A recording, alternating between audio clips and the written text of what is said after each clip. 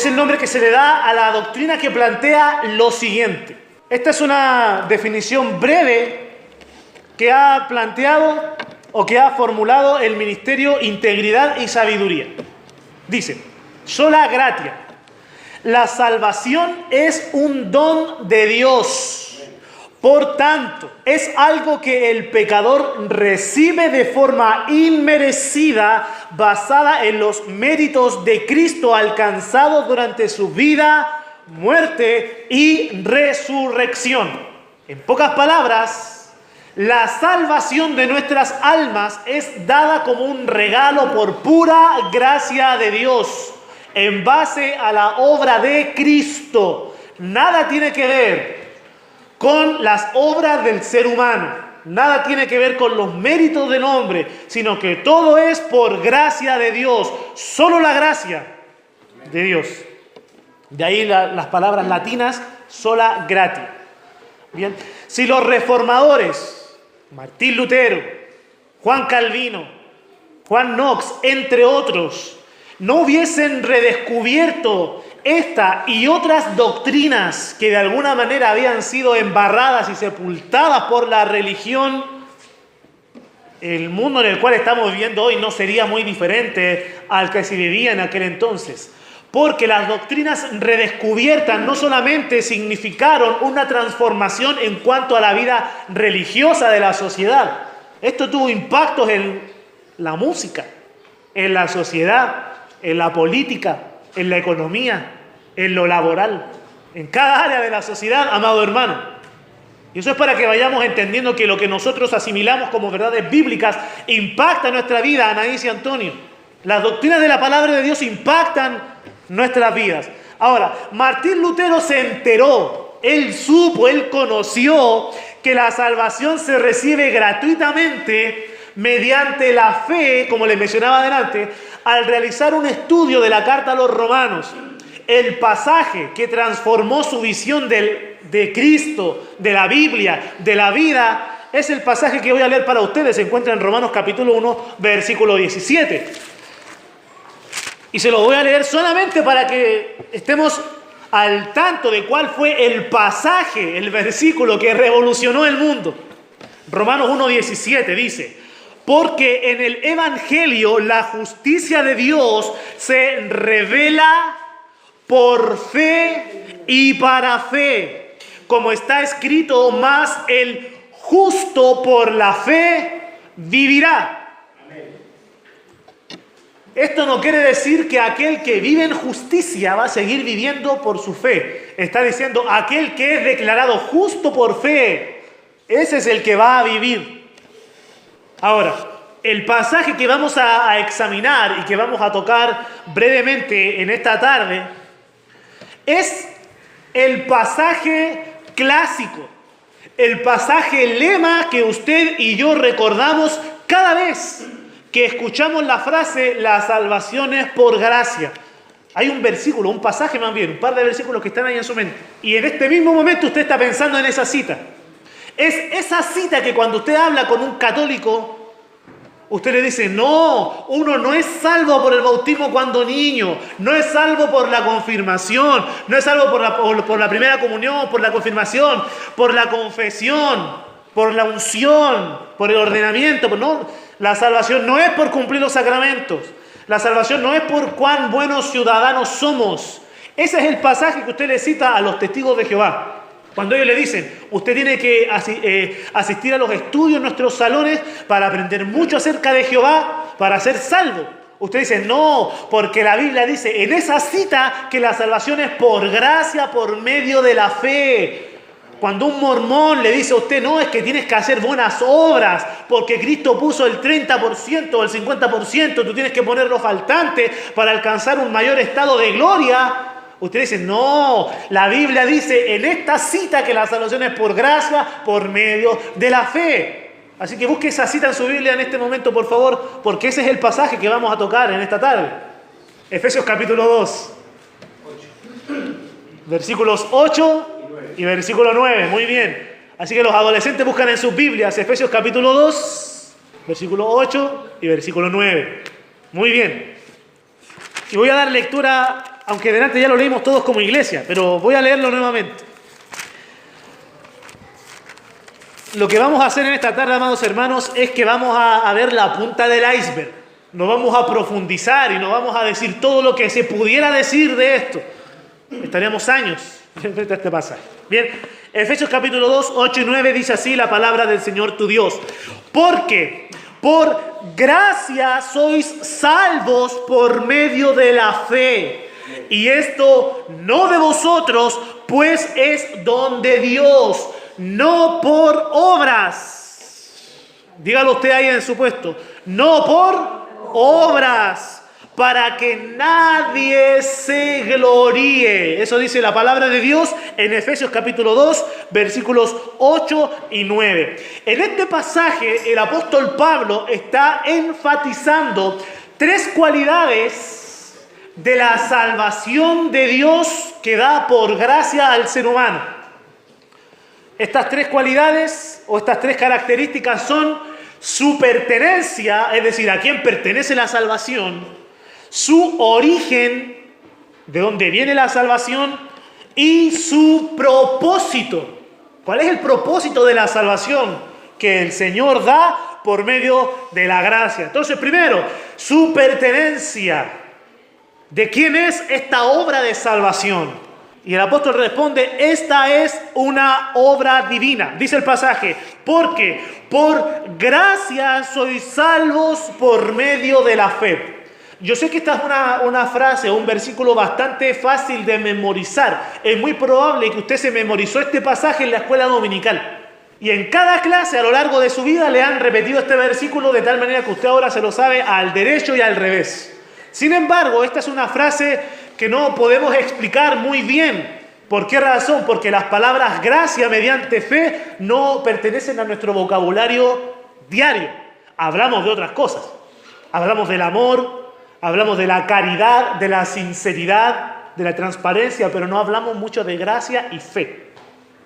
Entonces, para entender estas palabras, lo primero que necesitamos hacer es definir qué significa gracia en este contexto. Recordemos que la palabra gracia a lo largo de la Biblia adquiere distintas connotaciones. ¿Ya? Eso ya lo hemos explicado, no vamos a profundizar en eso. Pero necesitamos saber qué significa la palabra gracia en el contexto de la salvación y necesitamos saber qué significa fe, lo cual también significa muchas cosas a lo largo del Nuevo Testamento, pero en el contexto de la salvación, ¿qué significa fe? Bien, procedo entonces a definir lo que significa la palabra gracia. Bien, la palabra gracia hace alusión a una virtud divina, una característica de Dios, mediante la cual Él dispensa favores y dones gratuitamente a su creación. Bien, porque Dios es un Dios de gracia. Dice ahí el Salmo 145, los ojos de todos esperan en ti y tú les das su comida a su tiempo. Es decir, que Dios por pura gracia, por pura caridad, Él sustenta su creación y Él le da a su creación, no solamente a los seres humanos, Él le alimenta incluso a las aves de los cielos, a las bestias del campo. Cada día les provee el alimento que necesitan. Nos provee del aire y del agua que necesitamos, del calor, del abrigo. Anaís, Dios es un Dios de gracia y Él te provee todo lo que necesitas cada día, aunque no podamos verlo. Él lo hace. Pero no solamente en lo tocante al sustento cotidiano Dios nos da todas las cosas por gracia, sino que también en cuanto a la salvación.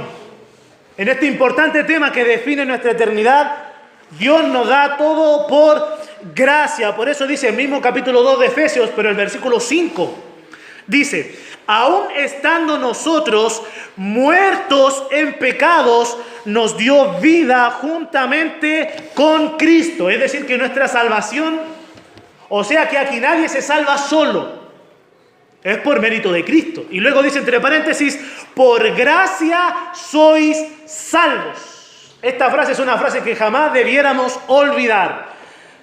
Quiero enfatizar lo siguiente, amado hermano. No existe tal cosa como la autorresurrección.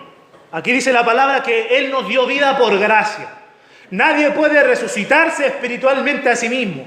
Nadie puede llevar una vida de pecado y de un momento a otro decir, desde ahora en adelante quiero ser salvo, quiero ser hijo de Dios. A veces predicamos el Evangelio y nuestros familiares nos dicen, no te preocupes, ya dentro de los próximos meses me voy a convertir. No escuchamos mucho a los chilenos decir eso, pero los centroamericanos, como ya el Evangelio se predica constantemente, sobre todo en lugares públicos, están más acostumbrados a usar terminología evangélica. Entonces a veces cuando le he compartido el Evangelio a dominicanos o haitianos, me dicen, no, yo todavía no estoy convertido, me dicen. O sea que entienden más o menos de lo que se trata. Dice, pero ya me voy a convertir. Bueno, nadie puede autorresucitarse. Lázaro, por iniciativa propia, no salió de la tumba. Aquellos niños del Antiguo Testamento que fueron resucitados por los profetas no se autorresucitaron. Era necesario un poder mayor, un poder sobrenatural para levantar al muerto que yacía en ese estado. Tampoco nadie puede autoadoptarse. Aquel que está en estado de orfandad no puede constituirse su propio tutor legal. Tampoco existe, amado hermano, tal cosa como el autoperdón. Muchas veces usted ha escuchado durante este último tiempo la siguiente frase: tienes que perdonarte a ti mismo. Ya le pediste perdón a la gente que heriste, ahora perdónate a ti mismo. Tal concepto no existe en la palabra de Dios, porque el pecado es una afrenta en contra de la ley divina. Entonces, ¿de quién necesitamos el perdón? ¿De nosotros? No, necesitamos el perdón de Dios. Entonces, necesitamos de un ser supremo. ¿Para qué? Para ser resucitados, para ser adoptados, para ser perdonados, para ser encontrados, etc. Necesitamos de ese ser divino y necesitamos de su gracia para la salvación. Bien, espero que con esta definición breve haya quedado claro qué es la gracia de Dios o la gracia salvífica. ¿Qué es la fe? Le voy a decir primero lo que no es la fe salvífica, para que salgamos de toda duda. La fe no es el exceso de confianza. A ver, están dos estudiantes ahí conversando y uno dice al otro, ¿estudiaste para la prueba? Sí, yo estudié harto para la prueba porque pasaron harto. Tengo harta materia en el cuaderno. ¿Y tú estudiaste? No, no estudié tanto. Pero de todas maneras, ¿qué cosa? Me tengo fe. ¿Ya? Algunos se acordaron de su testimonio con esto. Me tengo fe. Me va a ir bien en la prueba. Llega el día de la prueba, un 2.8. Por no haber estudiado. El exceso de confianza no es fe. Durante la semana tengo que salir a trabajar, pero tengo fe en que no va a llover. Eso no es fe. Eso es un fuerte deseo, pero no es fe. ¿Qué es entonces la fe? ¿Qué es la fe salvífica? Voy a leer para ustedes una definición que se encuentra en un libro llamado Doctrinas de la Gracia, del ya fallecido hermano Francisco Lacueva. La fe es la adhesión personal a la persona de Cristo y consiguientemente a su doctrina y a su obra, basada en la convicción de la fidelidad de Dios a sus promesas e infundida, note esto, infundida en el corazón por el Espíritu Santo. En palabras sencillas, la fe personal no es otra cosa que la confianza absoluta con la que el pecador se adhiere a la fidelidad de Dios y a su promesa de justificar en Cristo al impío creyente. Es decir, que la fe, dicho de una forma sencilla, es el pegamento que nos mantiene adheridos a Dios. Y nada nos va a separar de Él. Porque hemos sido salvos por gracia, por medio de la fe. ¿De qué manera entonces interactúa la gracia de Dios con la fe que emana de aquel que ha sido salvado? ¿Cómo congeniamos estos dos elementos? ¿Cómo se relaciona la gracia de Dios con la fe de aquel que ha sido salvado? Ponga atención a esto. Por gracia de Dios, Él diseña el plan de salvación. Él nos crea. Cuando caímos allá en el jardín del Edén y hasta el día de hoy, en nuestro actuar cotidiano, Él nos soporta. Él nos da a Cristo. Él nos llama. Él nos espera. Él nos regenera. Él nos da la fe. Y Él nos concede el arrepentimiento. Él nos perdona, Él nos adopta, Él nos santifica, Él nos preserva y Él algún día nos ha nos ha de llevar a su presencia cuando nos llegue la hora. Y vamos a estar para siempre con el Señor. Eso es gracia divina, porque toda obra es iniciativa de Él. Eso en cuanto a la gracia de Dios. Y en cuanto a la fe con la cual el pecador responde a Dios, es necesario mencionar lo siguiente. Por la fe nosotros respondemos a la invitación de Dios que nos ha sido hecha por medio del Evangelio. O sea que nuestra fe, como dicen algunos autores, no es nada más ni nada menos que la mano del mendigo que se levanta para recibir la limosna. E incluso yo podría decir lo siguiente: la fe es sostenida por la mano de Dios levantando nuestra mano para poder recibir ese regalo, para poder recibir esa obra de gracia, caridad y misericordia de Dios para con nosotros. Tenemos que recordar lo siguiente: la fe no puede ser producida en el corazón del pecador. Una persona que no conoce a Dios no puede generar fe salvífica en su corazón. Por eso no es correcto predicar el Evangelio y decir deposita tu fe en Cristo, porque aquellos a los que les predicamos no tienen fe, por eso no entienden el mensaje, porque dicen, ¿cómo yo voy a dar algo que no tengo? Entonces predicamos el Evangelio y muchos dicen, no, es que yo no creo en tu Dios. Entonces tenemos que refinar nuestro lenguaje y las palabras que decimos al momento de compartir el mensaje de salvación. La fe no puede ser producida por el pecador, a menos que nos sea dada y regalada de lo alto para que nosotros podamos darla al Señor. La salvación es de Él, la fe es de Él. Voy a leer para ustedes un breve pasaje que está en Gálatas, la carta que está antes de Efesios. En el capítulo 2, en el versículo 16, palabras hermosas del apóstol Pablo. Dice: sabiendo que el hombre no es justificado por las obras de la ley, sino por la fe. ¿De quién? Por la fe de Jesucristo. Nosotros también hemos creído en Jesucristo para ser justificados por la fe de Cristo y no por las obras de la ley. Por cuanto por las obras de la ley nadie será justificado. Aquí el apóstol lo menciona como 3 veces para que quede claro. La fe es de Cristo. Entonces necesitamos entender esto. Gálatas capítulo 5 en el versículo 22 nos habla del fruto del Espíritu. Y dice que el fruto del Espíritu es amor, gozo, paz, paciencia, benignidad, bondad, fe. O sea que cuando el Espíritu Santo viene al pecador y lo transforma, es el mismo Espíritu Santo del cual brota la fe. Porque no puede ser producida por el pecador. Y ustedes se acuerdan en este preciso momento de Hebreos 12:2, que dice, puesto los ojos en Jesús, el autor y consumador de nuestra fe.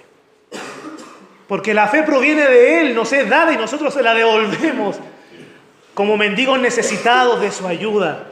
Necesitamos de Él. Así es como interactúan de una forma explicada muy básica la gracia de Dios y la fe que es conducida por el pecador, pero emitida y regalada por Dios mismo. Bien, eso en cuanto a la pertenencia. La salvación es una obra divina. En cuanto a su origen, la salvación por gracia es de origen divino. La salvación del pecador no pertenece al hombre. No existe ninguna persona que en un sentido doctrinal estricto pueda conducirnos a la salvación. Hay un himno que se entona en iglesias bautistas que dice que tenemos que a los pecadores conducirlos a Jesús, el cual es la vida y la luz. Ahora, se entiende el contexto, se entiende que está hablando de evangelismo, que tenemos que alcanzar a otros con el evangelio. Bien, hasta ahí todo bien. Pero en un sentido doctrinal estricto, nosotros no podemos impartir salvación a nadie. Bien, no podemos traer a nadie a la salvación como tal. Ese es el trabajo del Espíritu Santo. Amén. Cuando estaba en la enseñanza básica, estaba la profesora no voy a decir su nombre, ella pertenecía a la religión católico romana. Entonces ella preguntó, ¿de aquí quién es evangélico? Como 3 compañeros y yo levantamos la mano. Y nos preguntó qué hacíamos en nuestras reuniones, de qué se trataba, etcétera, etcétera. Y no recuerdo quién fue quien le hizo la pregunta, ¿cuál es la importancia de María para los católicos? Y ella respondió de la siguiente manera, bueno, Dios envía a Jesús, y Jesús dice que Él es el camino al Padre. Pero María es el camino a Jesús. O sea que María nos conduce a Jesús y Jesús nos conduce a Dios. Eso no está en la palabra de Dios. Eso es parte de la tradición, parte de un dogma, pero no es palabra de Dios. Porque no hay ningún ser humano que pueda apropiarse de la salvación y conducir a pecadores a la salvación por medio de sí mismo. Entonces la salvación no pertenece a ningún ser humano, no pertenece a ninguna iglesia. Si alguna iglesia, si es que usted ha visitado alguna iglesia evangélica o de cualquier denominación o línea y le dicen, usted tiene que venir a esta iglesia porque aquí tenemos la salvación de verdad y las otras iglesias están mal, solamente aquí se manifiesta la salvación de Dios, corra por su vida. Si en algún momento visita una iglesia así, huya de ese lugar, porque ese es un pensamiento sectario. Las sectas se caracterizan por eso, es decir, ninguna otra religión tiene la verdad, solo nosotros. Ninguna otra iglesia predica la verdad, solo esto. Mientras que los verdaderos creyentes, ¿qué dicen? La salvación es de Dios. Usted puede asistir a esta iglesia o puede congregarse en otra, pero asista a una donde se predique el evangelio, porque la iglesia es un cuerpo. Bien, entonces la salvación no pertenece al hombre. La salvación no es diseñada por el ser humano. Recuerdo que en una oportunidad estaba compartiendo el evangelio a un grupo de compañeros de trabajo. Y al terminar de exponer en breves puntos las verdades del evangelio, les dije, ese es el motivo, o uno de los motivos por los cuales yo me aferro a este mensaje. Y me aferro a la palabra de Dios. Porque es tremendamente sorprendente que Dios mismo se haya despojado de sus prerrogativas, haya descendido a nacer de una virgen, nacer en un establo rodeado de animales, llevar una vida perfecta sin cometer ningún pecado y entregar su vida en la cruz por un criminal como yo. Esto escapa de toda lógica humana a lo largo de todos los tiempos. Un judío le predicaba a un romano el evangelio y decía, ¿qué? No, si los dioses vienen del cielo, pero vienen a tomar mujeres para engendrar semidioses. Para eso vienen los dioses a la tierra. Respondía un griego, un romano, decía eso.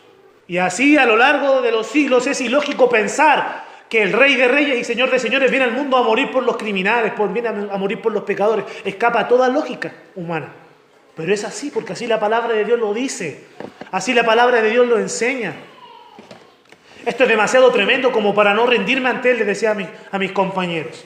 Y obviamente ellos pensaban que yo estaba loco.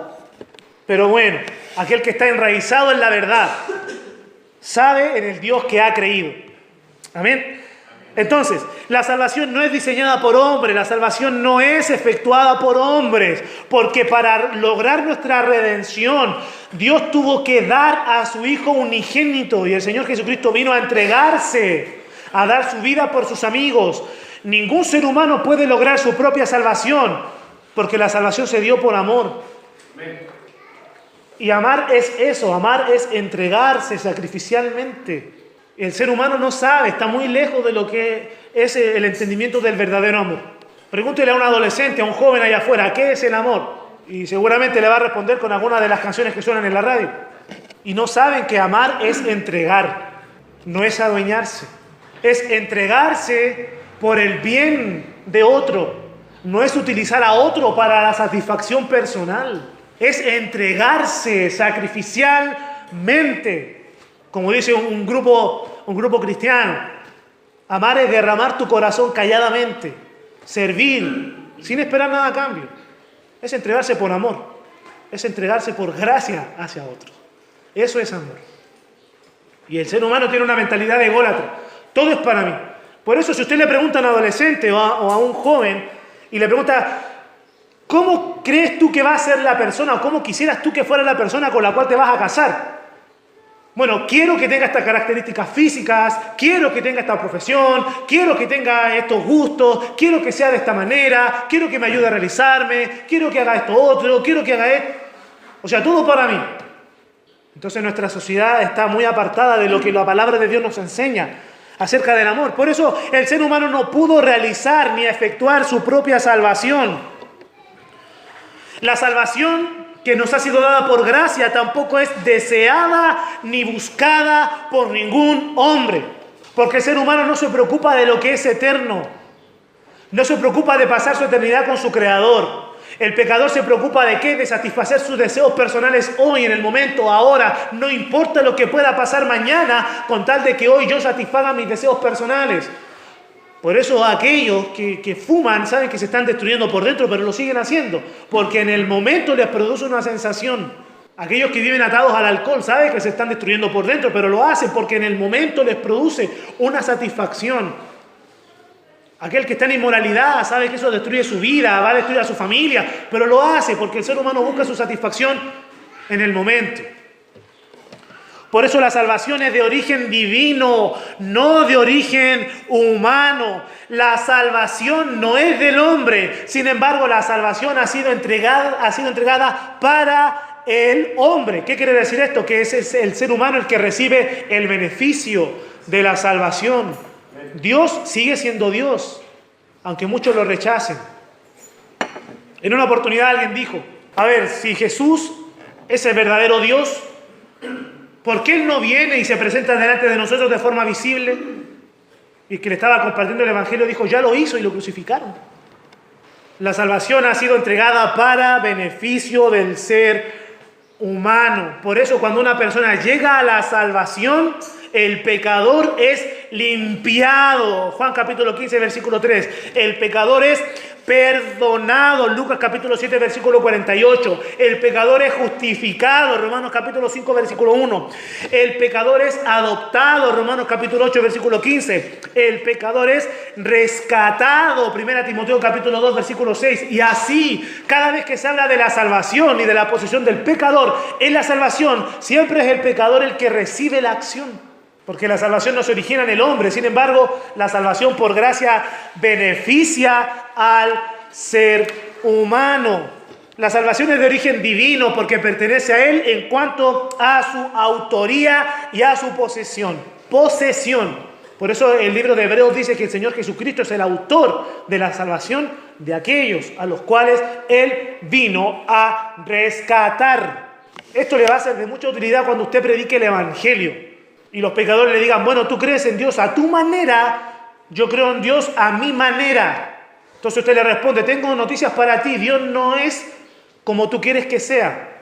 Él es el que es. Y yo estoy predicando una salvación que pertenece a Él, que yo la recibí, la aprendí y te la estoy compartiendo. Entonces es necesario decir que la salvación es de Dios, porque Dios es el que limpia, Dios es el que perdona, Dios es el que justifica, Dios es el que adopta, Dios es el que rescata, etcétera, etcétera, etcétera. Él es el que ejecuta la acción. Nosotros entonamos un himno delante. El himno que entonamos tiene otra versión, las mismas estrofas pero en diferente coro. Y esta otra versión dice, alcancé salvación. Nosotros lo entonamos en otra versión, que dice, estoy bien con mi Dios.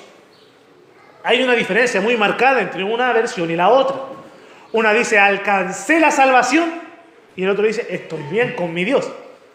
Una enfatiza, dicho de alguna manera, como el proceso, y el otro coro enfatiza los beneficios. Ahora, entendemos ambas versiones. No voy a decir que está mal aquellos que entonan la que mencioné. Bien, pero entendemos que mirando la doctrina de la salvación desde abajo hacia arriba, es decir, desde una postura o de una posición como humanos, decimos yo alcancé la salvación, porque antes estaba botado en el suelo, antes estaba en el lodo cenagoso, y alcancé, ahora estoy con Cristo, ahora estoy en lo alto, disfrutando de la salvación. Entonces, visto desde una perspectiva humana, de abajo hacia arriba decimos alcancé salvación, pero desde una perspectiva desde arriba hacia abajo, es decir, desde una posición doctrinal correcta y adecuada, decimos estoy bien con mi Dios, porque Él es el que lo hizo todo, Él me alcanzó a mí. Entonces hay diferencias radicales entre una y la otra. La salvación es de Dios. Y tercera característica, el propósito de la salvación por gracia. La salvación es para la gloria divina, es decir, para la gloria de Dios. Dice ahí el pasaje en Efesios capítulo 2, no por obras para que nadie se gloríe. ¿Qué significa esta palabra gloriarse? Gloriarse es distinto a glorificar. No son lo mismo. Glorificar es reconocer la grandeza, exaltar las características, honrar las cualidades, pronunciar lo grande que es el objeto de mi glorificación, aquel a quien yo estoy glorificando. Por eso cuando dice el Evangelio según San Lucas que el soldado romano dio gloria a Dios cuando dijo verdaderamente este hombre era justo. Estaba reconociendo la santidad de Cristo. Estaba glorificando a Dios. Bien, eso es glorificar, que es muy diferente a gloriarse. ¿Qué es gloriarse? Gloriarse es hablar o presumir una persona, un ser humano. Hablar o presumir de ciertas cualidades aunque no las tenga. Entonces eso es gloriarse. Básicamente gloriarse es jactarse. Por eso cuando el apóstol Pablo habla a los Corintios dice, el que se gloría, es decir, el que se jacta, gloríese en Cristo. No se gloríe de ninguna posesión material. No se gloríe de ningún conocimiento humano. No se gloríe de ninguna posición social. Gloríese en Cristo Jesús. Cristo me amó. Cristo se entregó por mí. Cristo me salvó. Cristo está conmigo. Cristo me ama. Cristo me corrige. Cristo me instruye. Cristo me enseña. Cristo me preserva. Cristo me va a llevar a la gloria. Voy a estar siempre con Él. Gloríese en Jesús. Amén. No en sus cualidades o en sus características personales. Bien, dice la palabra, no por obras para que nadie se gloríe. Este pasaje, mis amados hermanos, ni siquiera menciona que la gloria es para Dios. Está hablando en un sentido negativo, que ningún hombre se gloríe. No está diciendo que la gloria es de Dios. Pero el apóstol Pablo no tiene necesidad de escribirlo aquí puntualmente. ¿Por qué razón? Porque si nosotros observamos el capítulo 1 de Efesios, aprendemos que Dios es el Dios de gracia y de paz. Que Dios el Padre nos ha bendecido con toda bendición espiritual. Que Dios el Padre nos escogió. Que Dios el Padre nos santificó. Que Dios el Padre nos predestinó. Que Él nos adoptó. Que Él tuvo afecto para con nosotros. Para que nosotros seamos para la alabanza de la gloria de su gracia. En el amado, Él nos aceptó por medio de Cristo. Y en Cristo tenemos redención, tenemos el perdón, tenemos sabiduría, en Cristo tenemos inteligencia, en Cristo tenemos los misterios de su voluntad. Y en Cristo todas las cosas van a ser reunidas. Y cuando habla del Espíritu Santo, dice que el Espíritu Santo es aquel que ha dado la palabra de verdad. El Espíritu Santo es el que nos sella. El Espíritu Santo es nuestra garantía. El Espíritu Santo nos va a llevar a la gloria. Dios Padre, Dios Hijo y Dios Espíritu Santo hacen todo en la salvación. Amén. Entonces San Pablo dice, para que nadie se gloríe. Pero al leer esto decimos claramente, la gloria es para Dios. Porque si hacemos un contraste entre Efesios capítulo 1 y Efesios capítulo 2, ya mencioné lo que dice acerca de la Trinidad en cuanto a la salvación en el capítulo 1. Y miren lo que dice en cuanto al ser humano en Efesios capítulo 2, del 1 al 5. Dice que nosotros estábamos muertos en delitos y pecados. Nosotros anduvimos en el mundo. Nosotros seguíamos la corriente del mundo. Nosotros andábamos conforme al diablo. Nosotros éramos como los demás, andábamos en los deseos de nuestra carne, andábamos en los deseos de nuestros propios pensamientos. Nosotros éramos hijos de ira, nosotros éramos como todos los demás. Así que toda la gloria es de Él. Amados hermanos, la salvación que hemos recibido por gracia es eterna. Por eso nunca podría haber sido diseñada por un ser finito, porque es eterna. La salvación es perfecta, no podría haber sido alcanzada por un ser imperfecto, porque la salvación es perfecta. La salvación es gloriosa, por eso no podría haber sido lograda por un ser sombrío y oscuro, como lo fuimos nosotros. antes de conocer a Jesús. Amados hermanos, por esta doctrina, por esta verdad de la sola gracia, es que yo en lo particular no confío en que leo la Biblia para mi salvación. Yo no confío en mis oraciones para mi salvación. Yo procuro congregarme cada jueves, cada viernes con los hermanos del discipulado, cada miércoles también, cada domingo, fielmente, pero yo no confío en eso para mi salvación. Yo tampoco confío en mis credenciales para la salvación. Yo le he predicado a tal cantidad de personas, eso no me sirve para lograr mi salvación. El hecho de ser pastor, de estar ministrando, de predicar constantemente, eso no me genera confianza para mi salvación. Algunos confían en eso para su salvación, yo no. Yo nací y fui criado en un hogar cristiano. No confío en eso para mi salvación. Por esta doctrina de la sola gracia es que usted, mi amado hermano, ya no confía en los sacramentos. Por esta doctrina de la sola gracia es que usted ya no confía en que es una buena persona. Por esta doctrina es que usted ya no confía en el rosario. Por esta doctrina es que usted ya no confía en los santos. Por esta doctrina es que usted ya no confía en las obras de su cónyuge o de sus familiares para la salvación. Por esta gracia es que usted y yo nos hemos rendido ante Dios, porque la salvación nos ha sido dada gratuitamente y no podemos hacer nada más que responder a Dios con obediencia y procurar cada día la santidad, porque todo lo que tenemos lo tenemos solo por la gracia de Dios, el cual solo por gracia envió a su Hijo, el cual por gracia nos amó, por gracia murió, por gracia resucitó, por gracia ascendió, por gracia envió el Espíritu, por gracia nos sustenta y nos continúa amando, aunque fallamos todos los días. Su gracia nos sostiene. Cierro con Tito capítulo 3, versículos 4 al 5.